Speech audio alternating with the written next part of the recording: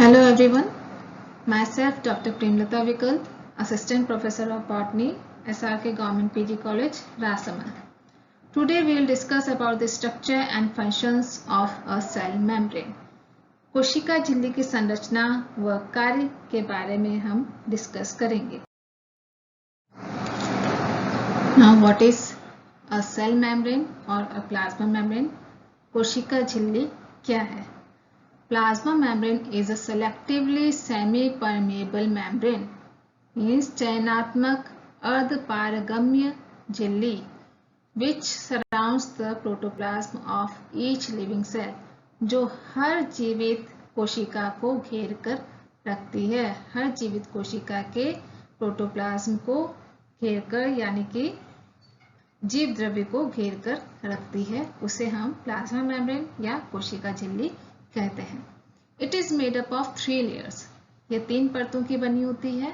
उसमें बाहरी व भीतरी परत प्रोटीन की बनी हुई होती है तथा मध्य परत फॉस्फोलिपिड की बनी होती है. It also maintains the structure of a cell.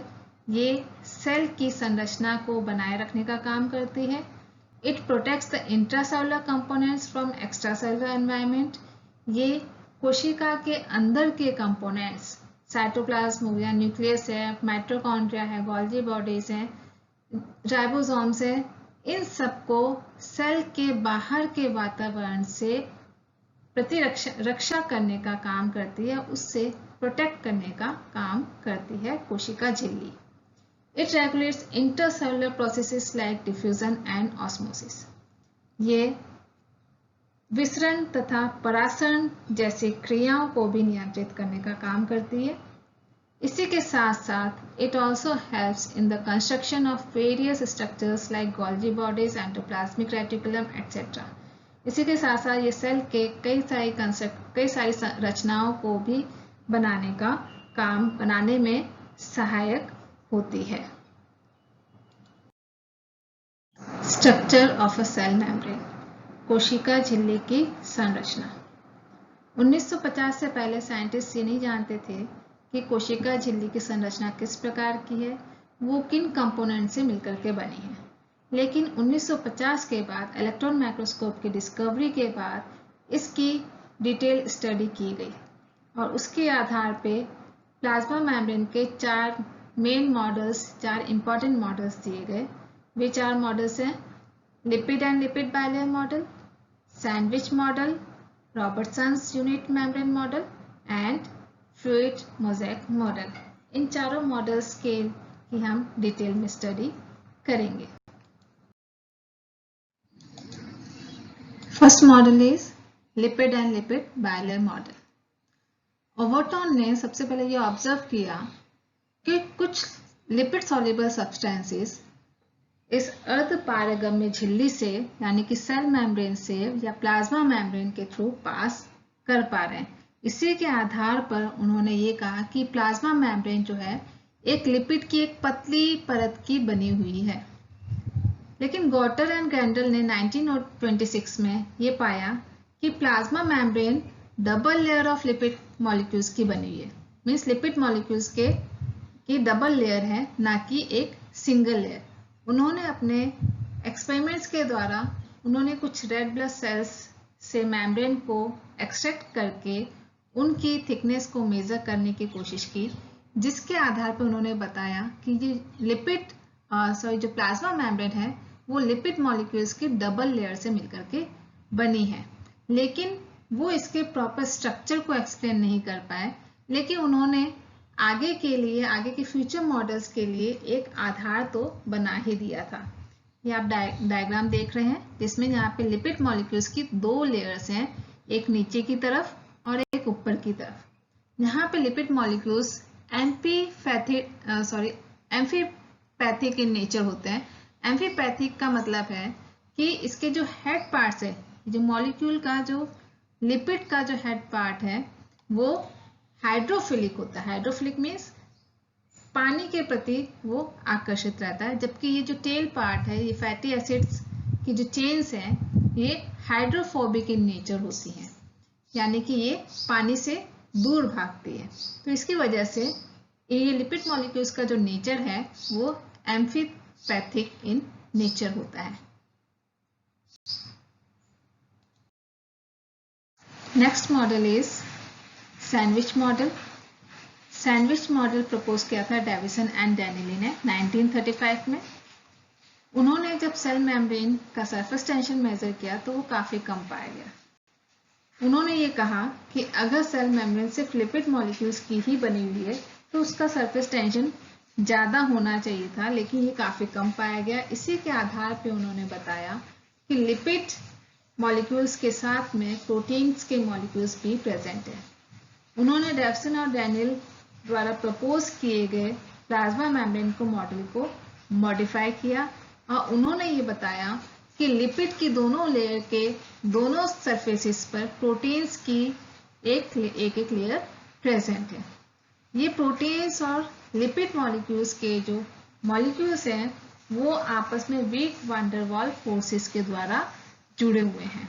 ये नॉन कोवलेंट बॉन्डिंग है, नॉन कोवलेंट बॉन्डिंग के द्वारा जुड़े हुए हैं, जैसा कि ये गिटलर ने बताया था 1972 में। ये मॉडल काफी लंबे समय तक पॉपुलर रहा। यहाँ पे हम देखते हैं नेक्स्ट, ये जो डायग्राम है सैंडविच मॉडल का डायग्राम, जैसा आप सैंडविच आपने देखिए तो दो ब्रेड के स्लाइसेस के बीच में हम एक जैम की लेयर स्प्रेड करते हैं। उसी तरह से यहाँ पे दो प्रोटीन लेयर्स के बीच में लिपिड मॉलिक्यूल्स की लेयर है। तो यहाँ पे 3 लेयर्स उन्होंने बताई हैं, तो एक तरह से सैंडविच की तरह ही हो गया, दो प्रोटीन्स के बीच में लिपिड की लेयर, तो इसीलिए इसको नाम दिया गया था सैंडविच मॉडल। सैंडविच मॉडल यहाँ पे आप डायग्राम में देख रहे हैं। सबसे पहले हम सेल की बात करें। सेल है, ये सेल की मेम्ब्रेन है, न्यूक्लियस है। सेल की मेम्ब्रेन या प्लाज्मा मेम्ब्रेन का एक छोटे से हिस्से का ये डिटेल्ड स्ट्रक्चर यहाँ बताया गया है। इससे पहले हम देख लेते हैं फॉस्फोलिपिड मॉलिक्यूल की स्ट्रक्चर। ये ग्लिसरॉल हेड है, ग्लिसरॉल हेड के ऊपर ही फॉस्फेट ग्रुप जुड़ा रहता है और नीचे की तरफ फैटी एसिड चेन्स प्रेजेंट है। ग्लिसरॉल हेड जो है it is hydrophilic in nature. Hydrophilic in nature means ये पानी जल रागी होता है, मीन्स पानी के प्रति इसका लगाव होता है।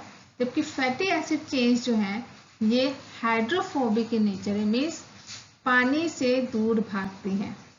तो यहाँ पे इसीलिए लिपिड मॉलिक्यूल्स का अरेंजमेंट हो गया। लिपिड मॉलिक्यूल्स के ये ग्लिसरॉल हेड जो है वो सरफेस की तरफ है, बाहर की तरफ पॉइंट किए हुए हैं, जबकि फैटी एसिड्स की चेन जो है आपस में एक दूसरे की तरफ ऑपोजिटली फेस किए हुए अरेंज्ड है।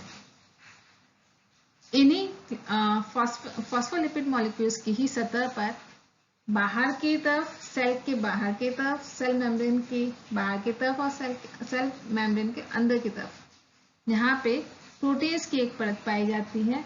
ये प्रोटीन्स कहलाते हैं ग्लोबुलर प्रोटीन्स, क्योंकि ये ऑलमोस्ट राउंड शेप के होते हैं, इसलिए ये ग्लोबुलर प्रोटीन्स कहलाते हैं। ये लिपिड बायलेयर पर अंदर और बाहर की तरफ दोनों तरफ एक इवनली प्रेजेंट होते हैं। इसलिए इस प्रकार के मॉडल को कहा गया है सैंडविच मॉडल। यहाँ पे जैसे मेंशन कर रखा है hydrophilic heads and hydrophobic tails. Amphipathic structure जो टर्म है ये हार्टली ने दी थी 1936 में, for those molecules which are having both the properties like hydrophilic and hydrophilic.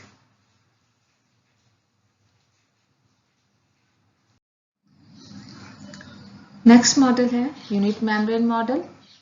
ये मॉडल रॉबर्टसन ने 1959 में दिया था। ये डैनियली और डेविसन ने जो मॉडल दिया था उसी पर बेस्ड है। इनके अनुसार ये बायोलॉजिकल मेम्ब्रेन्स जो प्लाज्मा मेम्ब्रेन्स हैं वो 4 लेयर्स की बनी हुई है। दो सबसे आउटरमोस्ट लेयर और सबसे इनरमोस्ट लेयर प्रोटीन की बनी हुई है, जबकि दो मिडिल लेयर्स जो हैं वो फॉस्फोलिपिड मॉलिक्यूल्स की बनी हुई है। आउटरमोस्ट लेयर और इनरमोस्ट लेयर जो प्रोटीन्स की बनी हुई है they are electron dense zones, और जो मिडिल लेयर है जो फॉस्फोलिपिड मॉलिक्यूल्स की बनी है that is electron transparent zone. इसी वजह से 2 इलेक्ट्रॉन डेंस जोन और 1 इलेक्ट्रॉन ट्रांसपेरेंट जोन मिलकर के 3 लेयर्स फॉर्म करती हैं, इसीलिए इसको कई बार ट्राइलेमिनार मॉडल भी कहा जाता है। इलेक्ट्रॉन डेंस जोन्स जो है उसमें जो प्रोटीन्स है वो बीटा प्रोटीन्स प्रकार की होती हैं। ये मॉडल काफ़ी लंबे समय तक प्रचलन में रहा, इसको काफ़ी वाइडली एक्सेप्ट किया गया, और क्योंकि सभी बायोलॉजिकल मेम्ब्रेन्स की जो कंस्ट्रक्शन है वो एक ही समान है, इसलिए इसको यूनिट मेम्ब्रेन भी कहा जाता है। Next model is fluid mosaic model. This was given by Singer and Nicolson in 1972। ये मॉडल सिंगर और निकोलसन ने 1972 में दिया था। सबसे ज़्यादा एक्सेप्टेड जो मॉडल है आज जो हम मॉडल यूज़ करते हैं प्लाज्मा मेम्ब्रेन के लिए वो फ्लूइड मोज़ेक मॉडल ही है। बाकी के मॉडल्स क्योंकि वो पूरी तरह से स्ट्रक्चर और मेम्ब्रेन के फंक्शन को एक्सप्लेन नहीं कर पाए, इसलिए वो ज़्यादा मान्य नहीं रहे। इन्होंने इस मॉडल के थ्रू प्लाज्मा मेम्ब्रेन के स्ट्रक्चर को, उसकी संरचना को और उसके फंक्शंस को, उसके कार्य को बहुत ही अच्छे से समझाया। यहाँ पे उन्होंने जो इंफॉर्मेशन डैनियली और डेविसन ने अपने मॉडल में दी थी उसी इंफॉर्मेशन को यहाँ पे यूज करते हुए उन्होंने प्लाज्मा मेम्ब्रेन को एक्सप्लेन किया है।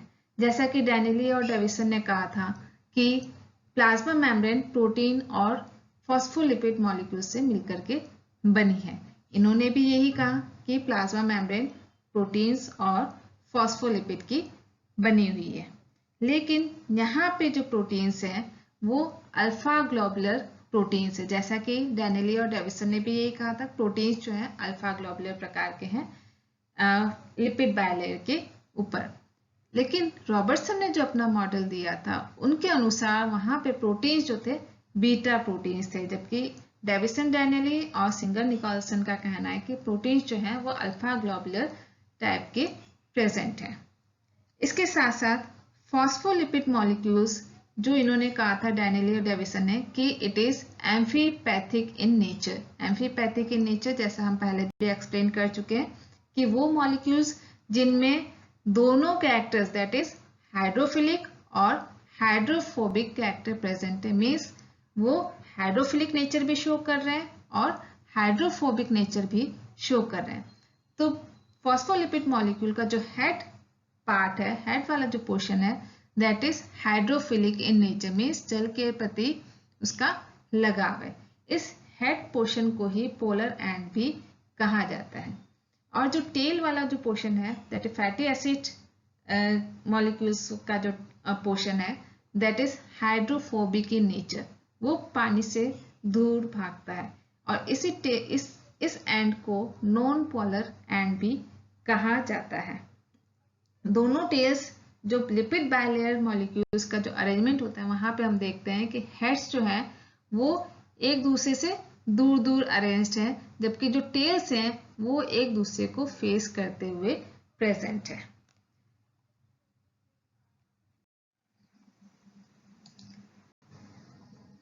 जैसा कि हमने कहा है कि प्लाज्मा मेम्ब्रेन प्रोटीन और लिपिड्स दोनों से मिलकर के बनी हुई है।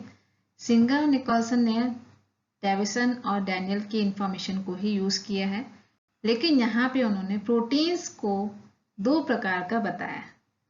प्रोटीन्स अल्फा ग्लोबुलर टाइप के हैं, लेकिन ये प्रोटीन्स भी दो प्रकार के हैं, एक्सट्रिंसिक और इंट्रिंसिक टाइप के। एक्सट्रिंसिक प्रोटीन्स का मतलब है कि वो लिपिड लेयर के बाहर की तरफ अटैच्ड है, दैट इज वो लिपिड फॉस्फोलिपिड मॉलिक्यूल्स के हेड्स पर अटैच्ड है, बाहर की तरफ अटैच्ड है, इसलिए उन प्रोटीन्स को कहा गया एक्सट्रिंसिक प्रोटीन्स। इसी प्रकार से इंट्रिंसिक प्रोटीन्स वे प्रोटीन्स हैं जो लिपिड बायलेयर में पार्शियली या कंप्लीटली धसे हुए हैं या एम्बेडेड है। मीन्स लिपिड बायलेयर में वो या तो पूरी तरह से या थोड़े से धसे हुए पाए जाते हैं। इस प्रकार के प्रोटीन्स को कहा जाता है इंट्रिंसिक प्रोटीन्स। इसी प्रकार से फॉस्फोलिपिड मॉलिक्यूल्स भी यहाँ पे प्रेजेंट हैं लिपिड बायलेयर के फॉर्म में, लेकिन ये दो प्रकार का मूवमेंट शो करते हैं। वो दो प्रकार का मूवमेंट है transition movement and flop movement. Transition movement उस मूवमेंट को कहा जाता है जब मूवमेंट सेम लेयर में हो रहा है, जब मॉलिक्यूल का फॉस्फोलिपिड मॉलिक्यूल्स का मूवमेंट उसी लेयर में हो रहा है, सेम लेयर में हो रहा है, तो इस प्रकार का मूवमेंट कहा जाएगा ट्रांजिशन मूवमेंट। जैसा हमने देखा लिपिड की 2 लेयर प्रेजेंट है, तो अगर एक ही लेयर में, सेम लेयर में, उसी लेयर में मॉलिक्यूल्स मूव कर रहे हैं, उसी लेयर में मॉलिक्यूल्स का मूवमेंट हो रहा है, तो इस प्रकार का ट्रांजिशन कहलाता है, इस प्रकार का मूवमेंट कहलाता है ट्रांजिशन मूवमेंट। इसी तरह से फ्लिप फ्लॉप मूवमेंट जो है, ये 2 डिफरेंट लेयर्स में, मीन्स बिटवीन 2 लेयर्स में मूवमेंट हो रहा है। लिपिड बायलेयर की दोनों लेयर्स के बीच में मूवमेंट हो रहा है। मॉलिक्यूल्स जो हैं, लिपिड के मॉलिक्यूल्स जो है, फॉस्फोलिपिड मॉलिक्यूल्स जो हैं, एक लेयर से दूसरी लेयर में मूव कर पा रहे हैं। इस प्रकार के मूवमेंट को कहा जाता है फ्लिप फ्लॉप मूवमेंट। नेक्स्ट हम इसको डायग्राम से समझते हैं। जैसा ये डायग्राम फ्लूइड मोज़ेक मॉडल का ये डायग्राम है। यहाँ पे आप देख रहे हैं, सिंगर निकोलसन ने दिया था 1972 में। ये येलो कलर के जो मॉलिक्यूल्स, आपको जो बॉल्स दिख रहे हैं, ये है लिपिड के हेड्स, लिपिड मॉलिक्यूल्स के हेड हैं। इन हेड्स को पोलर एंड भी कहा जाता है। ये फॉस्फोलिपिड मॉलिक्यूल्स हैं जो कि इनको पोलर एंड भी कहा जाता है।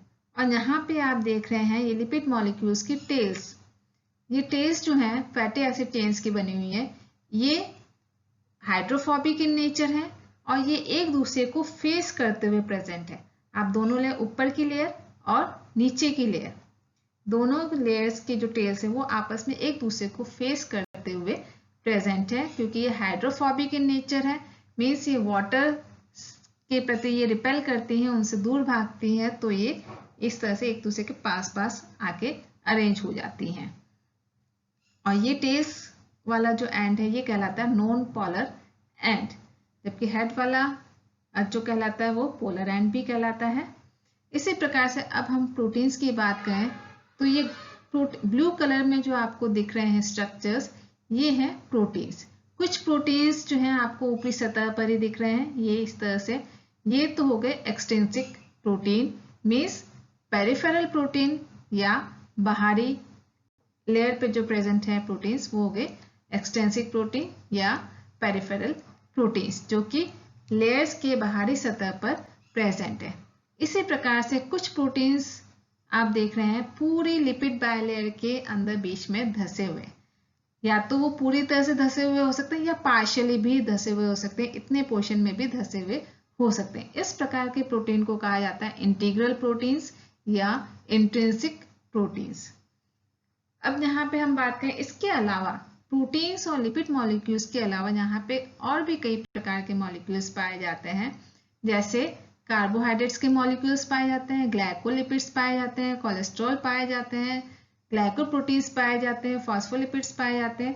अब क्योंकि इस लिपिड बायलेयर में और भी डिफरेंट टाइप्स के मॉलिक्यूल्स प्रेजेंट है, इसलिए ये एक मोज़ेक स्ट्रक्चर बना लेती। जैसे हम पत्थर और ग्लास के टुकड़ों को हम एक साथ अगर जमाते, बीच बीच में पत्थर और बीच बीच में ग्लासेस, तो वो एक मोज़ेक संरचना बन जाती। इसी तरह से क्योंकि यहाँ पे लिपिड मॉलिक्यूल्स के बीच बीच में प्रोटीन्स भी हैं, कार्बोहाइड्रेट्स भी हैं, ग्लाइकोलिपिड्स भी हैं, कोलेस्ट्रॉल भी है, तो ये एक मोज़ेक संरचना बना रही है।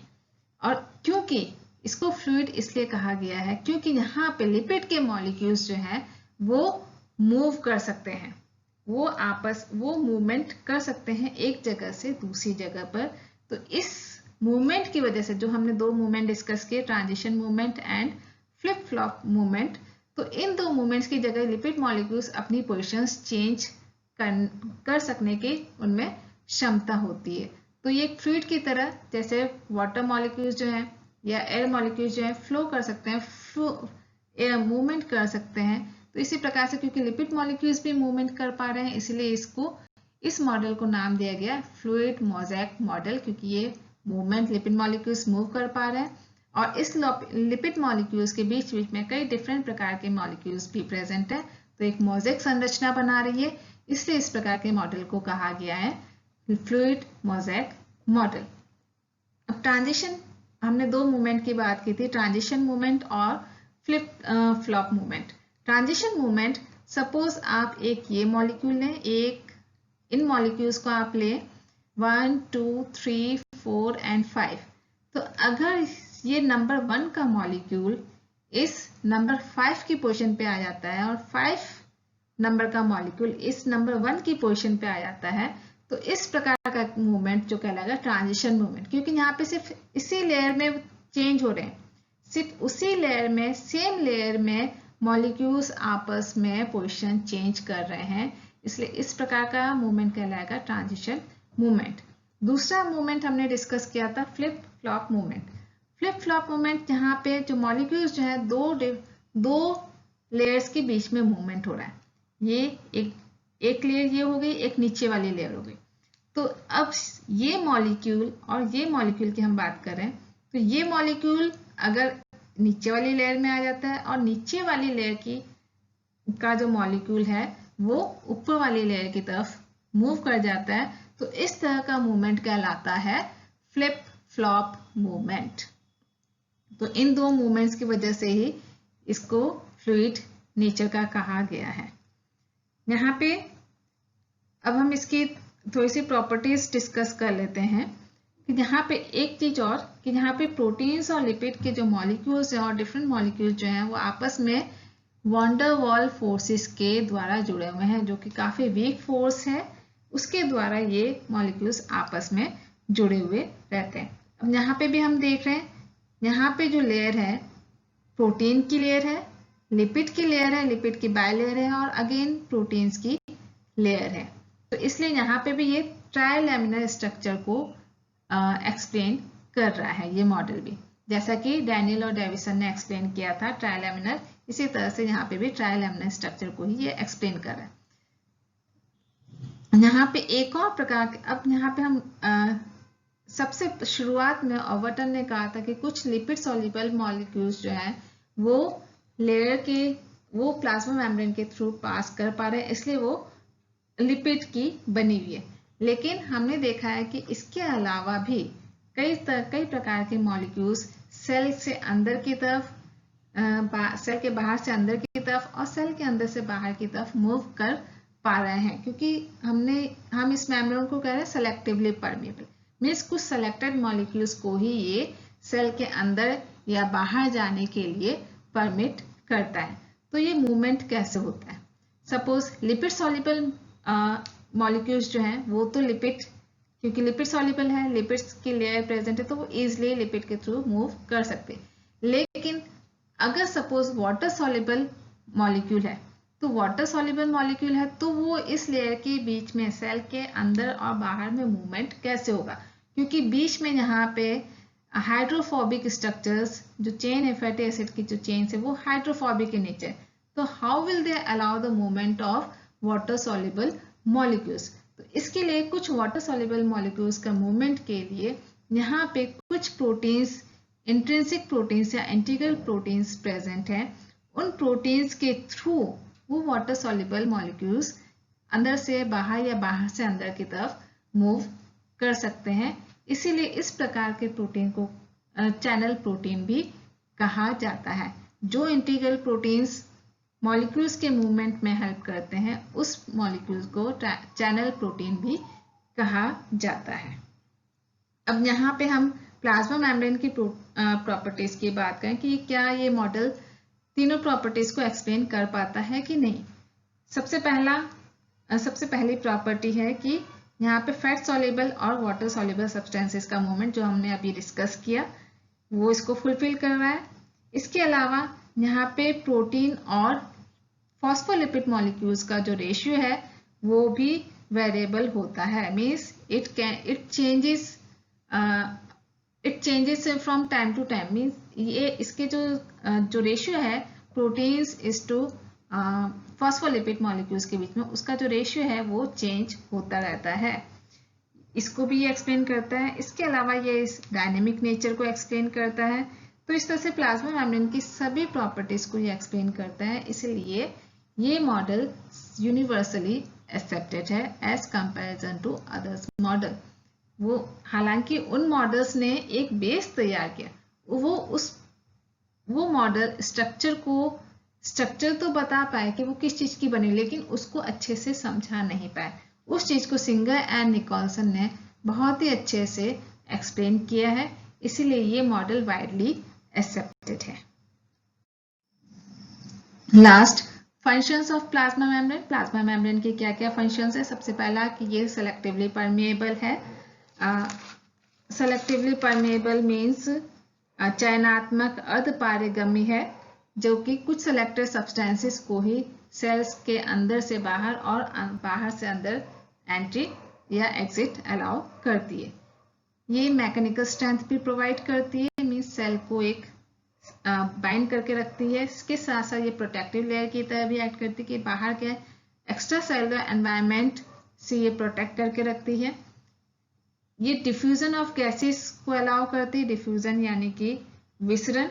इसी तरह से परासरण को भी ये अलाउ करती है, मीन्स ऑस्मोसिस। डिफ्यूजन और ऑस्मोसिस इस प्लाज्मा मेम्ब्रेन के थ्रू हो सकता है। इसके अलावा एक और स्पेसिफिक प्रॉपर्टी है कि कुछ कार्बोहाइड्रेट के मॉलिक्यूल्स जो लिपिड लेयर के ऊपर प्रेजेंट होते हैं, they help in cell to cell recognition, means एक सेल से दूसरी सेल को रिकॉग्नाइज करने में मदद करते हैं। तो ये बहुत ही इंपॉर्टेंट कैरेक्टर है। यहीं पे हम फिनिश करते हैं प्लाज्मा मेम्ब्रेन के मॉडल्स की चर्चा। Thank you.